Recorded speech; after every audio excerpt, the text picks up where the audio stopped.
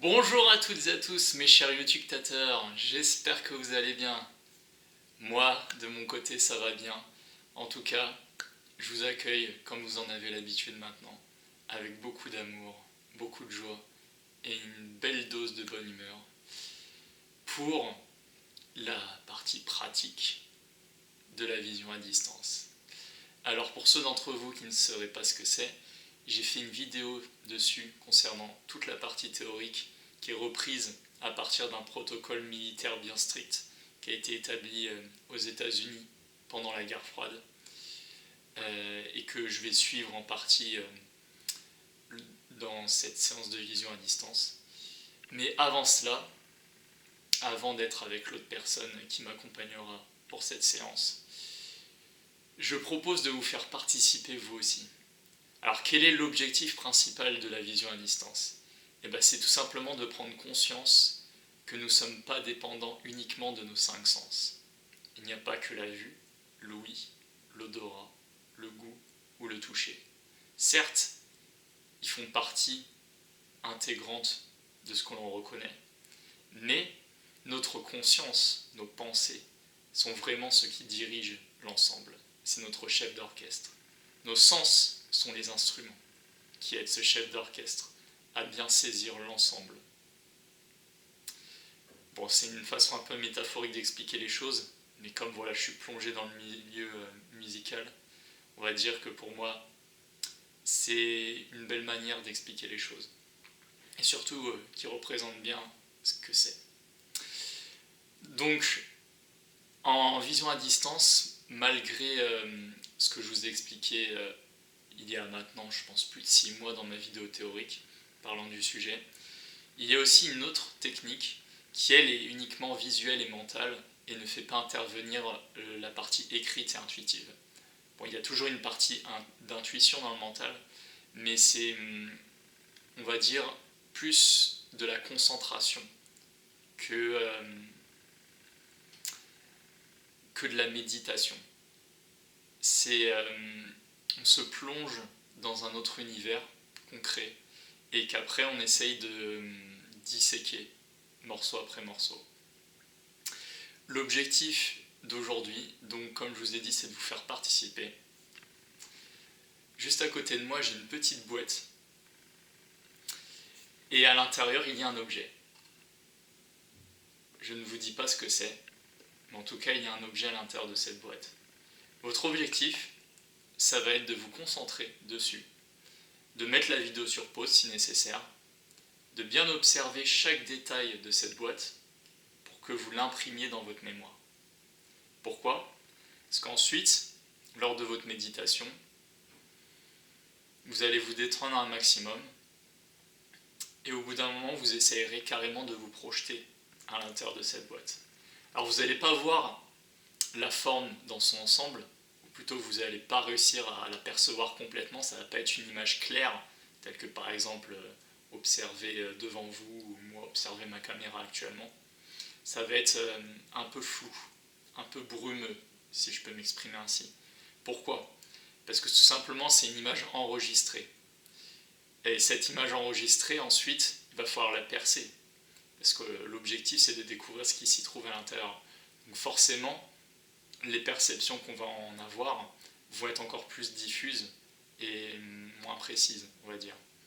Et donc, l'objectif, c'est plus que vous me transmettiez un retour de couleur, de forme, de texture,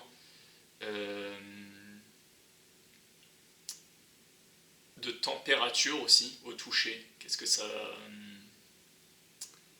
agite en vous ? Qu'est-ce que ça vous donne comme impression ? Et suite à cela, vous pourrez écrire dans les commentaires de cette vidéo ce que vous avez perçu à l'intérieur de cette boîte. Et à la toute fin de la vidéo, après ma séance de vision à distance écrite, cette fois-ci, avec l'autre personne qui m'accompagnera, je vous révélerai ce qui s'y trouve dedans. Et comme ça au moins vous saurez si vous avez été proche de la réponse ou pas. Bien sûr, écrivez-moi vos réponses avant que je dévoile l'objet qui s'y trouve. Voilà. Et donc cette technique, elle a été inventée par un ufologue, si je peux l'appeler comme ça, parce qu'il a plusieurs étiquettes qui le correspondent à peu près, mais je le considère plus comme un ufologue. Il s'appelle Stephen Greer, et il est le dirigeant du mouvement Disclosure, qui veut dire révélation, et qui est en rapport à la révélation de plein de sujets sensibles que les services du renseignement américain ont tenu secrets pendant très longtemps, dans le but de maintenir la population dans l'ignorance, mais également en transmettant de fausses informations. Et l'objectif, c'est justement nous faire comprendre que nous sommes des êtres spirituels, qui sont certes incarnés dans un corps physique de chair et en os, mais qui est dirigé avant tout par notre conscience et notre âme. Puisque certes, je m'appelle Marcus, mais c'est le nom que j'ai choisi dans cette existence. En réalité, mon âme n'a pas de nom. Mon âme appartient à la source. Mon âme fait partie d'un ensemble plus grand, mais en aucun cas, il n'y a de terme qui peut la désigner véritablement, comme pour chacun d'entre vous. Vous portez un prénom, mais ce n'est pas véritablement votre identité. Vous voyez ce que je veux dire ?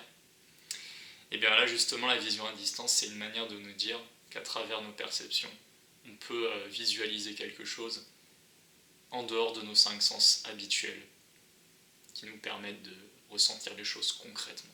Mais là, ça va être intuitivement et de façon abstraite et métaphysique. Voilà, je pense avoir bien résumé les choses. Alors, simplement pour que, juste avant de passer à la suite, pour que vous réussissiez au mieux l'exercice, je vous conseille d'être dans un bon état émotionnel et physique, puisque si vous sortez d'un conflit avec des membres de votre famille ou avec votre conjoint ou conjointe, ça va être compliqué de vraiment vous concentrer et de méditer pour ensuite déterminer ce qui pourrait se trouver à l'intérieur. Les résultats seront meilleurs, et je vous l'assure, si vraiment vous vous sentez stable. Si vous n'êtes pas stable, je vous conseille de reporter cet exercice à plus tard, juste à temps que vos émotions soient revenues à la normale. Donc l'exercice en question, qui a d'ailleurs été inventé par Stephen Greer, il est constitué de plusieurs étapes. La première étape, tout simplement, c'est de s'asseoir confortablement, le dos bien droit, parce qu'en ayant le dos droit, on reçoit bien les informations. Il n'y a pas d'interférence, si vous voulez. Bon là, le canapé sur lequel je suis assis n'est pas l'idéal parce qu'il est un peu en pente. Et donc, comme il n'est pas très droit, c'est pas le bon endroit pour vous montrer ça. Mais il faut à peu près que votre corps soit en angle droit. Par exemple, quand vous êtes assis sur une chaise, c'est l'idéal, quoi. À peu près comme ça. Je vais le montrer sur le côté. Vous voyez ce que je veux dire ? Quand vous avez cette position, c'est vraiment l'idéal à la fois pour bien méditer et réussir au mieux l'exercice. Donc une fois que vous êtes dans cette position, la seconde étape va consister à prendre plusieurs respirations profondes. Inspirez par le nez et expirez par la bouche, juste à temps que vous vous sentiez complètement détendu et vraiment immergé dans votre état méditatif. Et une fois que vous en serez là, vous pourrez reprendre une respiration normale, sans forcément expirer par la bouche. Alors, par exemple, je sais que je respire beaucoup mieux en inspirant et en expirant par le nez uniquement. Donc après, faites selon bon vous semble, ce qui vous correspond le mieux. L'essentiel étant d'arriver justement à cet état de plénitude, de détente complète du corps et de l'esprit. Et surtout, ne pas avoir de pensées qui viendraient parasiter le processus. Dans le sens qu'on a souvent plein de pensées liées à notre passé ou même au futur.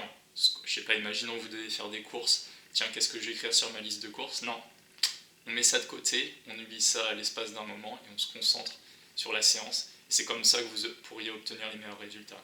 Alors dans ce cas-là, peut-être que la meilleure façon, ce serait soit de le faire le matin, au moment du lever. Je sais qu'il y a une période, ça s'appelle le cycle nictémaral, si vous ne connaissez pas, ou le cycle circadien. Notre corps contient plusieurs organes. Bon là je vous apprends rien. En fait ces organes-là fonctionnent de façon plus forte, plus puissante pendant certaines périodes de la journée et induisent des états psychologiques et mentales qui peuvent être favorables ou défavorables à la méditation. Par exemple, il a été prouvé scientifiquement que le matin, notamment entre 7h et 9h, si je ne me trompe pas, ou 8h et 10h, c'était la meilleure période pour méditer et justement être le plus détendu. Je sais que le matin, moi, personnellement, c'est le moment où je me sens le mieux. J'ai vraiment les pensées claires, je sais ce que je veux faire pendant la journée, je sais comment mettre les choses en place et m'organiser. Donc c'est vraiment une très bonne période pour méditer. Si vous faites ça le matin, donc vous pouvez reprendre ces exercices. Des fois, vous n'avez même pas besoin, parce que vous êtes tellement détendu que vous n'avez pas besoin de prendre plus de respiration. Ou le soir avant de vous coucher, puisque là, vous n'avez rien de prévu dans l'immédiat, c'est reporté au lendemain. Donc là, vous avez le temps de vraiment vous concentrer sur le moment présent. Voilà, je pense que j'ai fait le tour. Donc n'oubliez pas de faire le petit exercice qui justement développera vos facultés télépathiques. Et oui, on parle bien de télépathie, projection mentale qui nous permet d'obtenir une image approximative de ce qui se trouve à l'intérieur. Mais vous pouvez aussi procéder différemment, comme par exemple, je ne sais pas, vous entrez quelque part, vous vous asseyez dans une pièce et vous essayez de déterminer ce qui se trouve dans la pièce d'à côté, de visualiser chaque élément qui pourrait s'y trouver. Il y a plein d'exercices comme ça, mais il faut le répéter quotidiennement, le plus souvent possible, puisque c'est uniquement de cette façon qu'on pourra progresser et sur le long terme, arriver vraiment à communiquer de façon télépathique. Voilà pour cette première partie de vidéo. Donc maintenant, on va passer à la suite avec la séance protocolaire.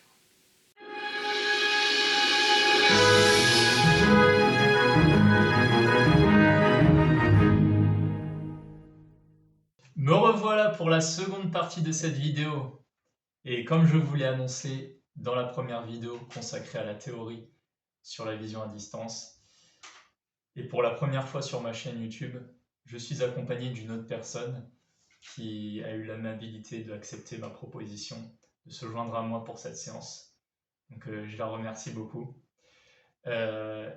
Étant donné qu'elle ne souhaite pas révéler son identité, je cacherai son visage. Et on a choisi ensemble un pseudonyme. Donc je la nommerai Madame C pendant toute la séance. Et à partir de là, on pourra voir les résultats que ça donne. Alors devant moi, j'ai tout un tas de documents que vous ne voyez pas sur les différents appareils vidéo qui me servent de support pour l'ensemble de cette séance.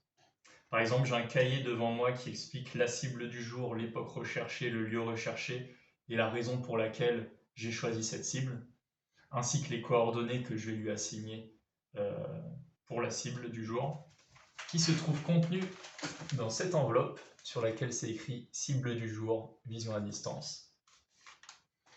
L'objectif étant de se connecter à la cible à n'importe quel moment on en a besoin, si jamais on s'en déconnecte.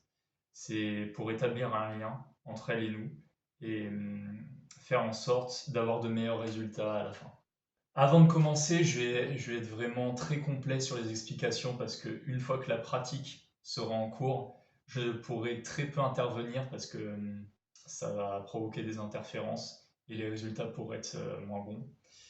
Donc, comme je sais que c'est à but pédagogique afin de vous montrer quelle est la méthode qui pourrait vous aider quand vous débutez, eh bien, déjà, il faut que vous soyez dans de bonnes conditions. Il est recommandé qu'avant votre séance, vous pratiquiez un peu de méditation.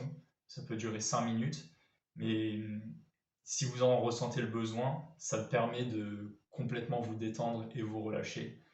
Et de cette façon, vous êtes vraiment dans les bonnes conditions avant d'initier ce type de session.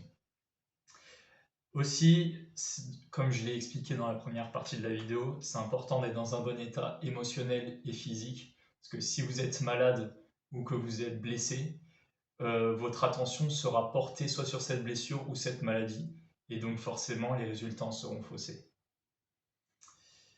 Voilà. Et puis pour terminer, c'est important d'être dans un endroit plutôt bien insonorisé, où il n'y a pas trop de bruit autour de vous, afin que vous puissiez être le plus possible concentré, et bien sûr en étant dans le moment présent, ne pas avoir de pensées qui viennent interférer. Voilà, je pense que j'ai été complet.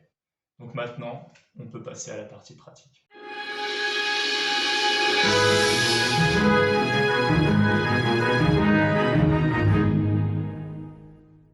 Alors, avant de commencer cette session, sachez que j'ai décidé de ne pas reprendre le modèle préimprimé fourni par l'Institut de la vision à distance. Vous pouvez retrouver ces documents sur leur site internet farsight.org ou en tapant dans la barre de recherche The Farsight Institute, qui est l'institut, on va dire le leader au monde dans la vision à distance et qui propose des modèles très denses et complets pour vous assister dans votre apprentissage. Ce modèle-là, que je vous ai montré dans la première partie, comme vous pouvez le voir, on a déjà beaucoup écrit dessus, c'est beaucoup exercé, et donc comme j'ai trouvé que ça n'allait pas donner un bon rendu visuel sur la caméra, j'ai préféré prendre un tas de feuilles blanches qui pourra largement faire l'affaire. Pour commencer, en haut à gauche de la page, est-ce que tu peux écrire coordonnées de la cible ?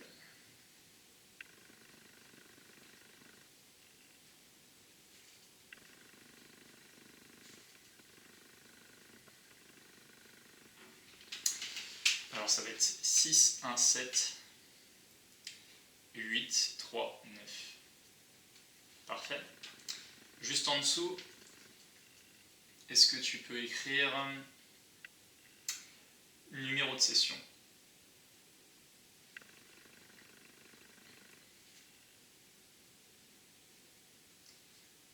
1 pour première session. Et enfin, type d'expérimentation.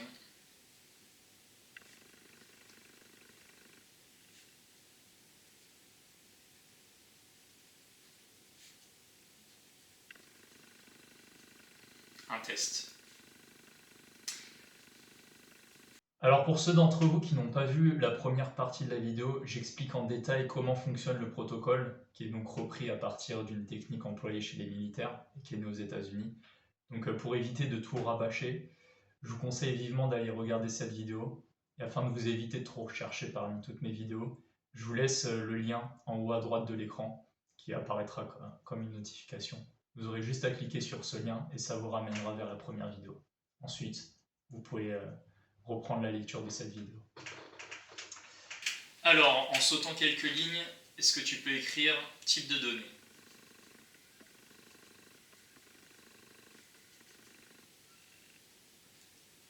Et juste à côté, 4. Alors comme je ne l'ai pas expliqué dans la première vidéo, je vais vous résumer en quoi consistent les types de données. En fait, dites-vous qu'en tant qu'observateur à distance, vous vous trouvez dans deux situations possibles. Soit vous visualisez la cible tout seul, soit en étant accompagné d'une autre personne. Donc soit seul, soit en binôme. Dans le cas des premières sessions, c'est toujours mieux d'être accompagné par une autre personne puisque vous n'êtes pas encore bien prêt mentalement à connaître toutes les étapes du protocole qui sont quand même nombreuses. Et donc c'est pour ça que c'est bien d'avoir un instructeur ou un superviseur qui vous permet de vous orienter vers la cible. Comme étant novice, vous ne vous y connaissez pas. Donc le type de données 4, c'est le premier type de données qui existe en tant que binôme, qui consiste tout simplement à avoir un moniteur qui désigne une cible, donc qui choisit sa propre cible, qui ensuite la place dans une enveloppe et essaye de la faire visualiser à l'observateur à distance qui lui ne connaît pas la cible. On dit qu'il est à l'aveugle. En ce qui concerne les autres types de données, je vais les passer rapidement en revue parce que c'est quand même assez important. Une fois qu'on passe l'étape pédagogique, c'est toujours mieux de s'entraîner seul. Vous comprendrez pourquoi après. Mais les trois premiers types de données sont vraiment consacrés à une participation seule pour visualiser une cible. Par exemple, le type de données 1, on organise toutes les choses soi-même. C'est-à-dire, on choisit la cible, les coordonnées de la cible et l'image appropriée qui résumerait bien l'endroit où on souhaite se diriger, ou en tout cas projeter sa conscience. Et donc les types de données recueillies seront en rapport avec ce qu'on connaît déjà, ou peut-être avec d'autres informations qu'on découvrira sur place. Mais ce type d'information est assez peu pertinente, et on va dire on le retient assez peu dans l'analyse, parce que comme on connaît déjà la cible à l'avance, il peut y avoir, on va dire, une histoire qui se crée tout autour, et les données ne peuvent pas être forcément bonnes, ne sont pas forcément fiables. Donc c'est assez peu utilisé. Le deuxième type de données, c'est quand cette fois-ci on est à l'aveugle, donc on ne connaît pas la cible, et que cette cible nous est assignée à travers un algorithme.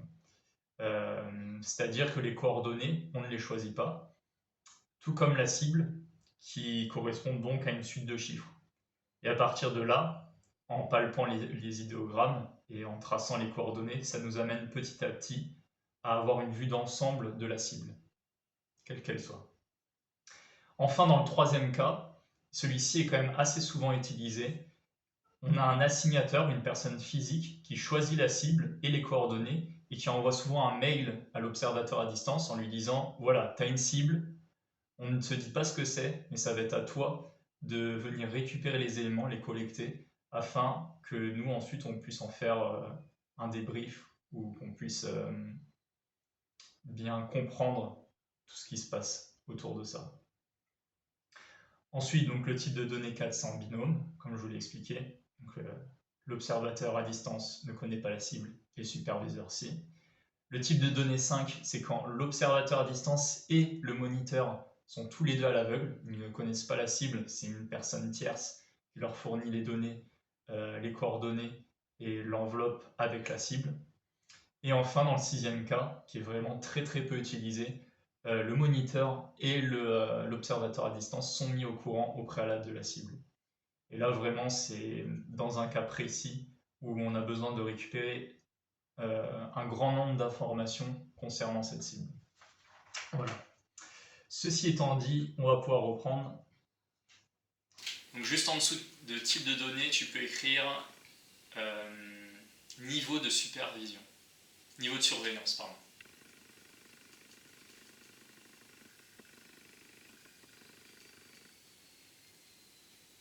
Tu peux mettre 3. Alors le niveau de surveillance est seulement utilisé quand on est deux, puisqu'il faut qu'il y ait quelqu'un qui supervise la séance. Donc là, en l'occurrence, c'est le cas. Un niveau de surveillance bas, c'est-à-dire équivalent à 1, le moniteur n'intervient pratiquement pas. Il lui transmet les informations essentielles, c'est-à-dire les coordonnées, et puis les différentes étapes du protocole. Mais pas grand-chose de plus. Il ne pose pas des questions, il n'essaye pas d'orienter l'observateur à distance sur certains éléments ou sur certaines informations qui pourraient, on va dire, l'aider si jamais il se sent désorienté ou qu'il s'éloigne de la cible. Et plus on grimpe jusqu'au niveau 5, plus le moniteur est actif dans la prise en charge des données. Et donc, dès qu'il y a une information qui va parvenir, il va essayer de stimuler l'esprit de l'observateur à distance afin d'en soutirer d'autres informations. Alors, on va pouvoir continuer. Juste en dessous, tu peux écrire état physique.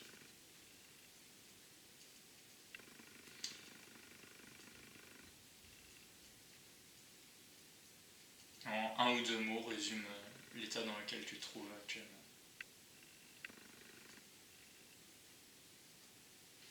Il était tendu. D'accord, c'est parfait.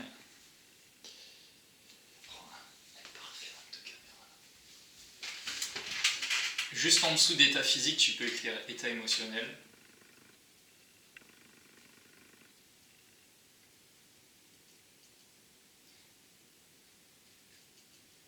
Et pareil, résume en quelques mots comment tu te sens émotionnellement. Paisible. C'est pas mal, il y a de la variation au niveau du vocabulaire. Juste en dessous, tu peux écrire donc ton pseudonyme, le nom que tu vas porter pendant l'ensemble de cette séance. Madame C, pas mal. Juste en dessous, tu peux écrire la date du jour. On est le 11 octobre. Ouais, le 11 octobre. Et pour terminer, l'heure à laquelle on va débuter cette séance, il est 11h26.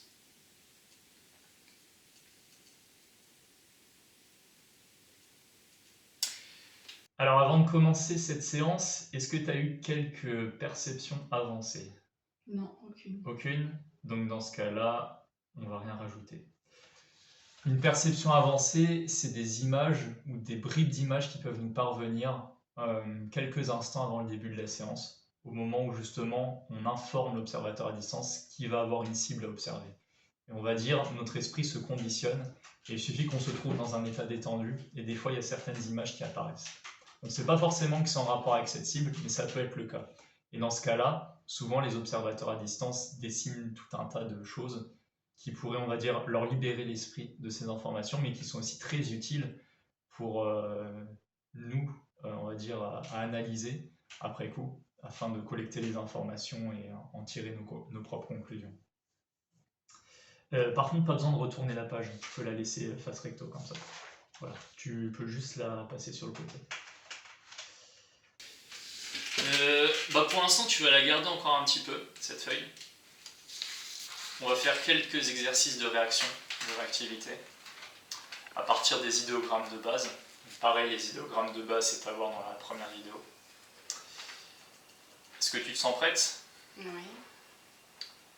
Sujet, structure, montagne, sujet, structure, terrain, sujet, structure, terrain, vague, énergie, structure, sujet, terrain, terrain.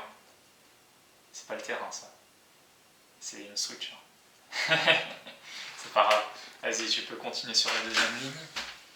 Je vais voir si on voit bien. Parfait.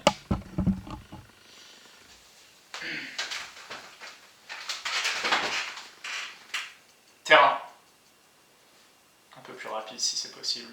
Montagne, structure, montagne, terrain, vague, énergie, structure, vague, montagne, sujet, structure, montagne, énergie. Ok, c'est plutôt pas mal. Cette fois-ci, tu peux mettre la feuille sur le côté.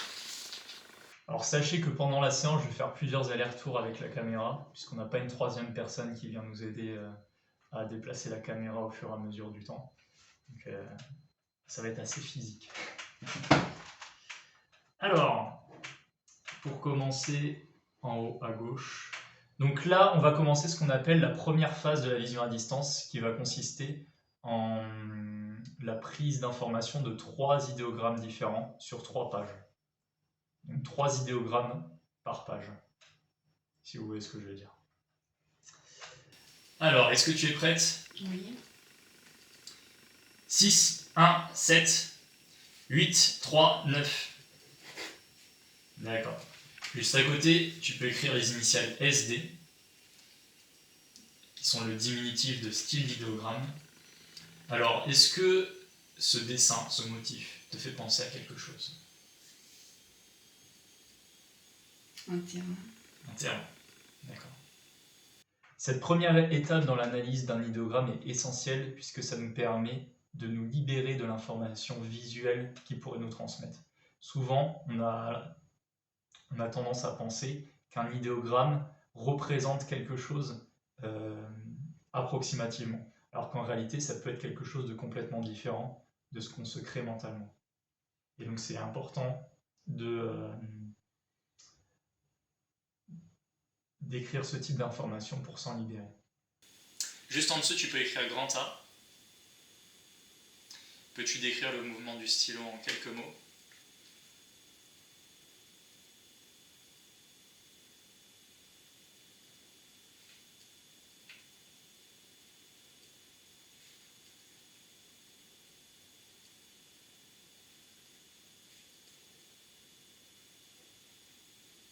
Pareil, le fait de décrire le mouvement du stylo permet à l'observateur à distance de mieux se concentrer et de mieux projeter sa conscience sur l'idéogramme, qui est une simplification de la cible. Ensuite, tu peux passer en dessous au grand D. Alors là, on va s'attarder sur les descripteurs primitifs.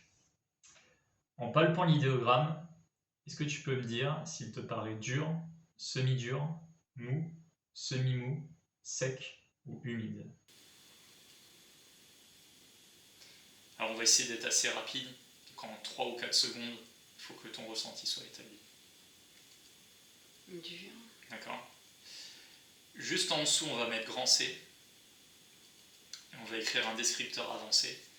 Donc toujours en palpant l'idéogramme, est-ce que tu peux me dire s'il te paraît naturel, artificiel, fait par l'homme, en mouvement ou énergétique?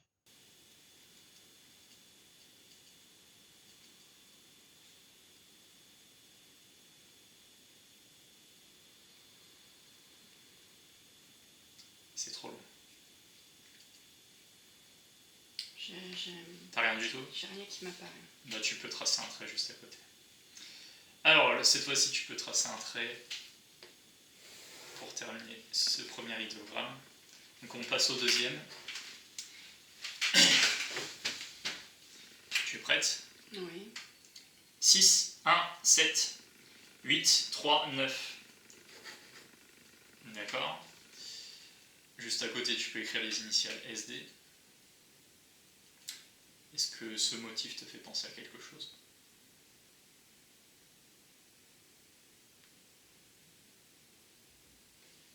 Sujet. D'accord. Juste en dessous, tu peux écrire grand A. Alors, simplement si quelque chose te vient, quel que soit ce que ça peut être, au moment où tu traces l'idéogramme ou peu de temps après, si tu as une image qui vient, n'hésite pas à m'en parler. Comme ça, au moins, on pourra la dessiner. Et déjà pour s'en libérer, parce que ça peut être vrai, mais ça peut être faux aussi. Et dans un sens, faire avancer la lecture de la cible. Donc pour l'instant, tu n'as rien du tout? Non. D'accord. Alors, est-ce que tu peux décrire le mouvement du crayon en quelques mots? Bien sûr, ici, ça va être assez répétitif, vu que les mêmes informations vont revenir à plusieurs reprises. Mais on va dire c'est pour habituer notre subconscient de prendre le dessus sur notre esprit conscient. Et on distrait notre conscience à travers ces méthodes chiffrées. Alors, tu peux écrire grand B juste en dessous. En palpant l'idéogramme, est-ce que tu peux me dire s'il te paraît dur, semi-dur, mou, semi-mou, sec ou humide?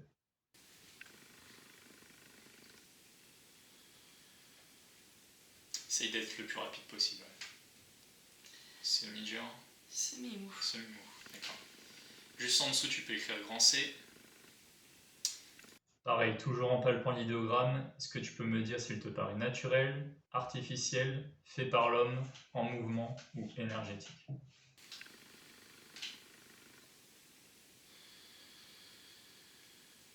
Artificiel. Artificiel. Avant de passer à la suite, je tiens à préciser qu'il y a une légère différence entre fait par l'homme et artificiel, dans le sens que toute création animale, telle que par exemple un barrage de castor ou une fourmilière, sont des créations artificielles. Alors que par exemple, un meuble ou une maison, ça va être fait par l'homme. Voilà la petite nuance à apporter. Tu peux tracer un trait juste en dessous. Alors, troisième idéogramme de la page. Est-ce que tu es prête? Oui. 6, 1, 7, 8, 3, 9. Vas-y, barre. J'ai fini. C'est pas grave.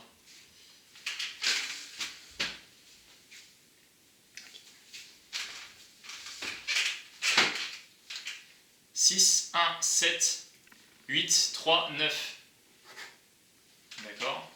Juste à côté, les initiales SD. Et donc, je te laisse écrire l'idéogramme à quoi ça correspond. Terrain. Terrain. D'accord? Juste en dessous, tu peux écrire grand A. Peux-tu décrire le mouvement du stylo en quelques mots?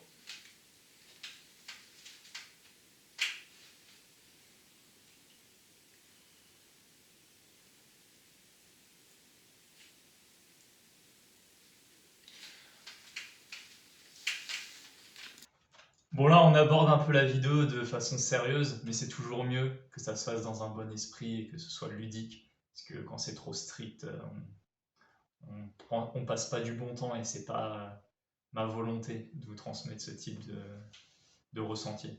Prenez vraiment plaisir dans ce que vous faites et d'ailleurs on obtient souvent de meilleurs résultats quand on prend plus de plaisir au cours de la session. En dessous, tu peux écrire grand B. Alors, en palpant l'idéogramme, est-ce que tu peux me dire s'il te paraît dur, semi-dur, mou, semi-mou, sec ou humide?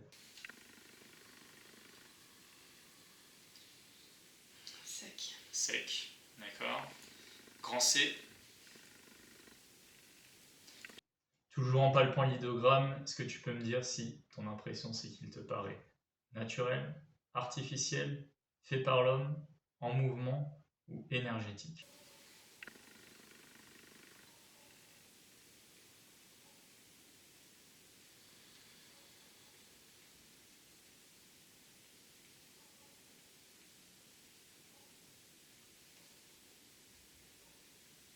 Je ne sais pas.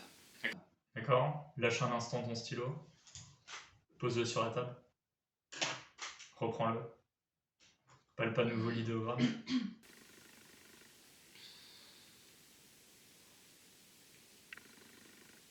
Naturel. D'accord. Alors je tiens juste à préciser quelque chose. Quand par exemple des fois le flux d'informations est bloqué, le fait de lâcher le stylo, ça permet on va dire à l'esprit de se recentrer. Et quand on le reprend, à ce moment-là, on arrive mieux à se focaliser sur la cible. Donc voilà pour la première page, tu peux la mettre sur le côté en ne la retournant pas. Alors c'est parti pour la deuxième feuille. Est-ce que tu es prête? Oui. Ouais, voilà, laisse un petit écart avec le haut, parce que quand c'est trop, c'est pas très lisible non plus. 6, 1, 7, 8, 3, 9. D'accord. Juste à côté, tu peux écrire SD. Est-ce que ça te fait penser à quelque chose? L'énergie. D'accord. Juste en dessous, tu peux écrire grand A. Peux-tu décrire le mouvement du stylo en quelques mots?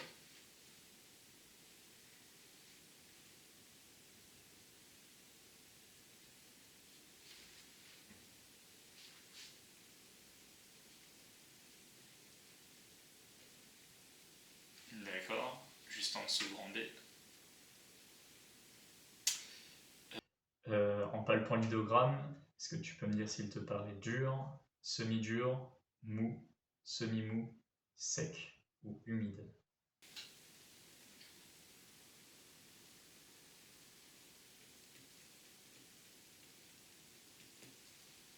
Semi-dur. D'accord. Juste en dessous, grand C. Toujours en palpant l'idéogramme, est-ce que tu peux me dire si pour toi il est naturel, artificiel, fait par l'homme, en mouvement, énergétique?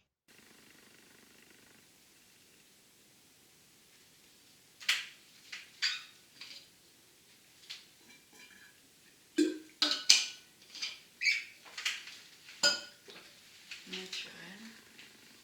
D'accord. Est-ce que pour l'instant tu n'as toujours aucune image qui te vient en tête? Il y a du vent Du vent, d'accord, qui souffle assez fort. d'accord. Dans ce cas-là, tu peux l'écrire en bas de la page, tu écris un grand D. Bon, on va laisser un peu de place parce que si jamais tu as d'autres images qui viennent, on viendra les ajouter, donc tu peux l'écrire, je pense, à peu près ici. Voilà. Et là, tu écris tous les mots qui te viennent ou toutes les impressions et ressentis que tu peux avoir en image.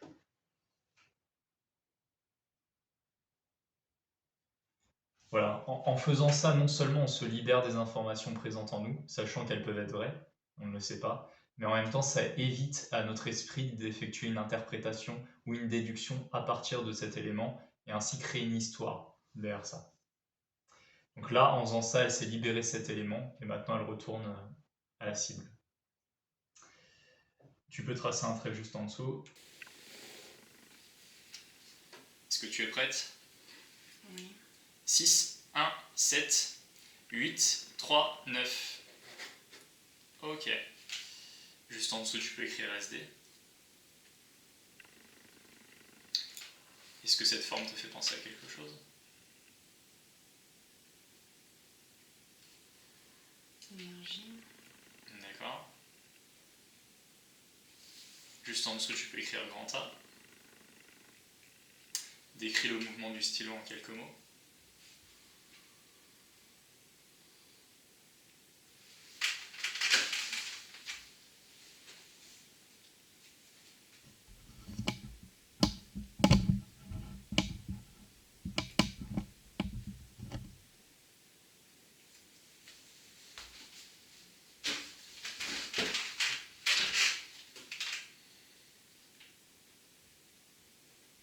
Oula, Oula, c'est en une phrase que tu m'as écrit le mouvement. En tout cas, tu as une très belle écriture, hein, elle se voit très bien sur l'objectif de la caméra. Juste en dessous, tu peux écrire grand B. Alors, en palpant l'idéogramme, est-ce que tu peux me dire s'il te paraît dur, semi-dur, mou, semi-mou, sec ou humide?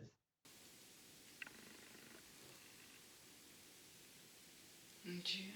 d'accord. Juste en dessous, grand C. Toujours en palpant l'idéogramme, d'accord. Tu peux reprendre ton stylo, Je t'écoute. d'accord. Toujours en palpant l'idéogramme, est-ce que tu peux me dire s'il te paraît naturel, artificiel, fait par l'homme, en mouvement ou énergétique?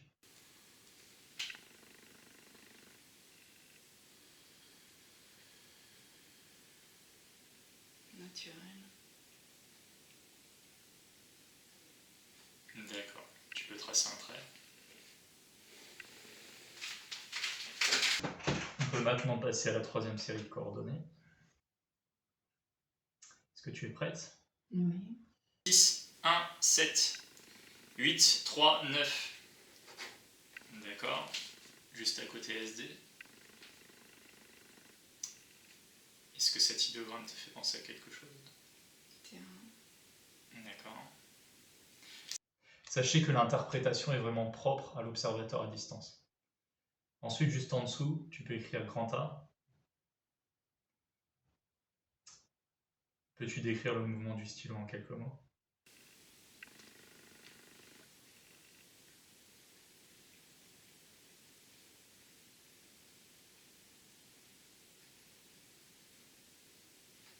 D'accord. Juste en dessous, tu peux écrire grand B. En palpant l'idéogramme, est-ce que tu peux me dire s'il te paraît dur, semi-dur, mou, semi-mou, sec ou humide?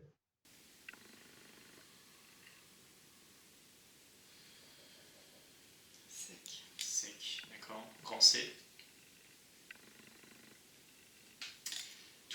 Toujours en palpant l'idéogramme, est-ce que tu peux me dire si pour toi il est naturel, artificiel, fait par l'homme, en mouvement ou énergétique?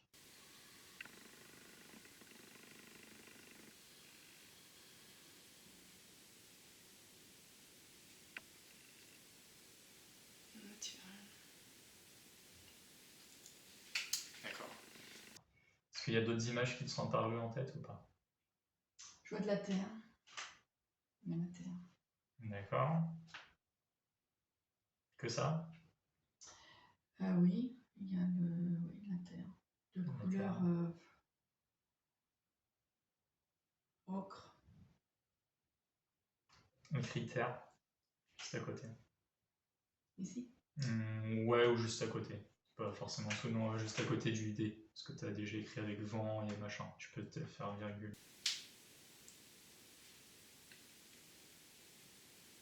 D'accord. Tu peux lâcher ton stylo un instant. Sur la table. Et tu peux aussi tourner la page. Alors, on arrive dans la dernière partie de la phase 1, une dernière page. Tu es prête? Oui. 6, 1, 7, 8, 3, 9. D'accord. SD. Est-ce que cet idéogramme te fait penser à quelque chose?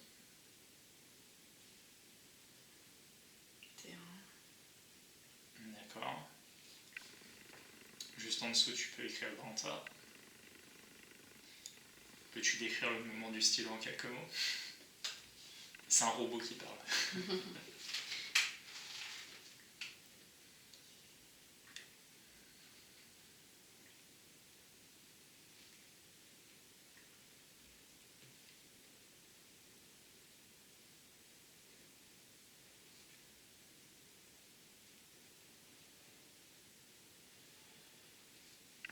D'accord. Juste en dessous, tu peux écrire grand B.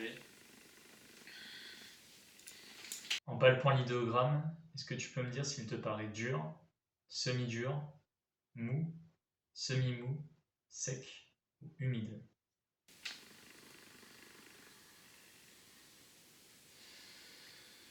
Sec. D'accord. En dessous, grand C. Toujours en palpant l'idéogramme, est-ce que tu peux me dire s'il te paraît naturel, artificiel, fait par l'homme, en mouvement ou énergétique?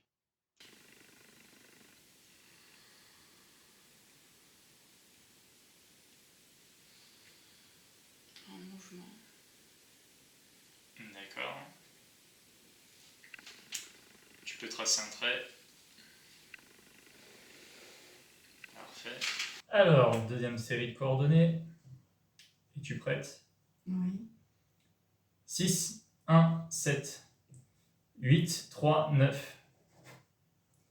Tu peux écrire SD.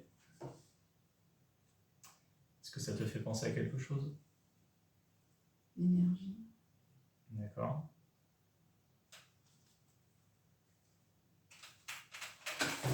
Alors, peux-tu décrire le mouvement du stylo en quelques mots?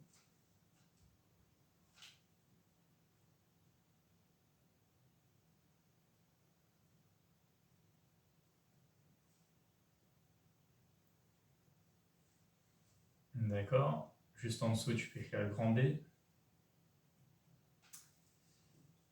Toujours en palpant l'idéogramme, est-ce que tu peux me dire s'il te paraît dur, semi-dur, mou, semi-mou, sec ou humide?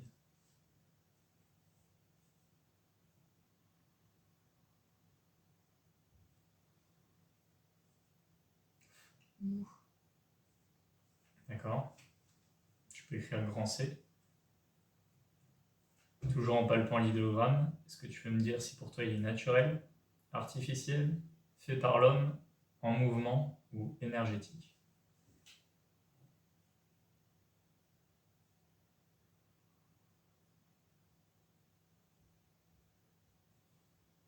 Naturel. Tu peux tracer un trait en dessous. Dernier idéogramme de cette première phase. Est-ce que tu es prête? Oui. 6, 1, 7, 8, 3, 9. Tu peux écrire SD. Est-ce que cet idéogramme te fait penser à quelque chose?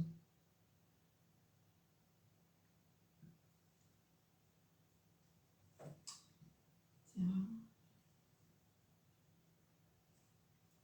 En tout cas, même si je le répète souvent, n'hésite pas à t'exprimer. Si tu ressens quelque chose, si tu as une image qui te vient, toute information est bonne à prendre. On pourra la rajouter en bas. T'as rien du tout qui te vient? Non, je suis toujours bien de la terre et du vent. Alors, sache qu'il faut que tu t'éloignes de ça maintenant. Chaque idéogramme est séparé. Parce que, comme je te dis, on peut créer une histoire à partir d'un idéogramme. Donc, essaye de ne pas rester accroché à cette vision. Il faut vraiment qu'à chaque fois, tu fasses table rase des informations et que tu arrives sur autre chose. Tu peux écrire grand A. Peux-tu décrire le mouvement du stylo en quelques mots?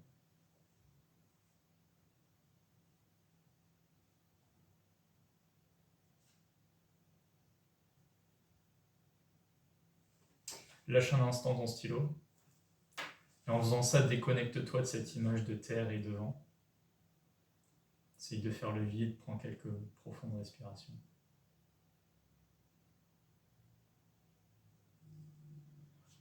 Parfait. Tu peux écrire grand B juste en dessous. Alors, en palpant l'idéogramme, est-ce que tu peux me dire s'il est dur, semi-dur, mou, semi-mou, sec, humide.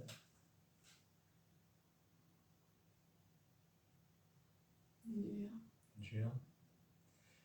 Si jamais, à certains moments, tu n'arrives pas à recevoir d'informations, essaye de regarder un petit peu l'enveloppe comme ça, même si tu vois pas ce qu'il y a à travers, peut-être que tu peux avoir des ressentis de l'image qu'il peut y avoir à l'intérieur. Ça peut être un moyen de te reconnecter à la cible. Alors, toujours en palpant l'idéogramme, est-ce que tu peux me dire s'il te paraît naturel, artificiel, fait par l'homme, en mouvement ou énergétique?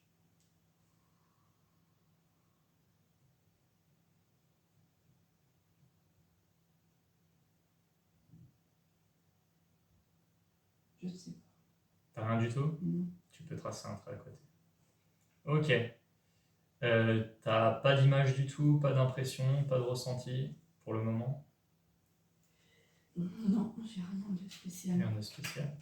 Tu peux tourner la page et la mettre à côté.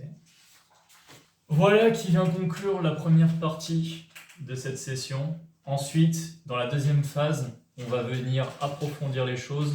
On va venir préciser les choses aussi, puisque l'objectif est bien sûr d'avoir le plus d'éléments possible en rapport avec cette cible, que ce soit la cible en elle-même ou son environnement, afin qu'ensuite on puisse collecter un grand nombre d'informations et que ça puisse nous servir personnellement lorsqu'on analysera tout ça et qu'on reverra le palpage des idéogrammes et les informations écrites par Madame C.